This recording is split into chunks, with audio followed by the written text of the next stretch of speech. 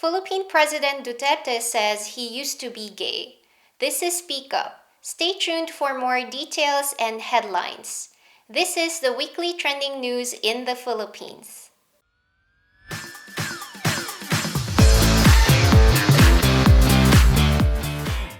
Headline number 1.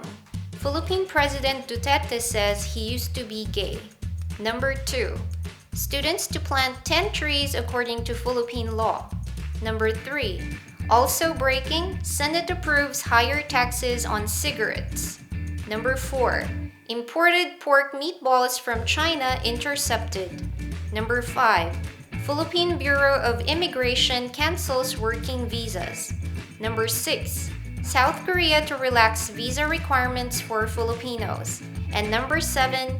The Philippines and South Korea begin trade talks. First headline. Philippine President Duterte told a crowd in his speech to the Filipino community in Japan on Thursday that he used to be gay before he became a man again after meeting his first wife Elizabeth Zimmerman.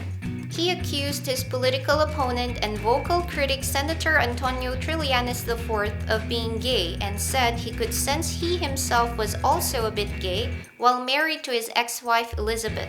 During his 3 years as president, President Duterte has developed a reputation for making controversial remarks, especially homophobic ones, to insult his political opponents. However, he has also expressed other views that have gained support from Filipino gay rights activists. In the past, he has opposed same-sex unions, but he now reportedly supports them. For the second headline, the House of Representatives passed a law that could result in 175 million new trees each year once the Senate approves. The new Filipino law would require all graduating high school and college students to plant at least 10 trees each before they can graduate. This law was meant to formalize a tradition of planting trees upon graduation, which is also hoped to simultaneously combat global climate change. It could result in as many as 525 billion trees planted in a generation. It has not yet been considered by the Senate, which must approve it before it can be signed into law by the President. According to CNN's Philippines News Service, the trees will be planted in mangroves, existing forests, some protected areas, military ranges, abandoned mining sites, and selected urban areas. Details about the third headline. On Monday night, the Senate approved a bill raising the excise taxes on tobacco products and imposing duties on vape products. 20-0 senators approved Senate Bill 2233, which raises the taxes on cigarettes by 45 pesos per pack by 2020, 50 pesos per pack by 2021, 55 pesos per pack by 2022, and 60 pesos per pack by 2023. It also places a 10 peso tax for every 10 milliliters of vaping liquids. The fourth headline. Imported meatballs from China were intercepted by the Department of Agriculture or DA in Subic, Zambales. According to a report on GMA News, the frozen goods were initially declared as fish tofu, but when the cargo was opened, the inspectors found the pork products. The boxes of meatballs were transported to the country on May 29, 2019. The African swine fever has not yet entered the Philippines, and according to the DA, measures to prevent its entry were in place since August 2018. The Department of Health also assured that local pork products are safe for consumption. Next, the Bureau of Immigration has canceled working visas of 528 foreigners after a massive audit of visa applications of 6 companies in 3 cities in Metro Manila.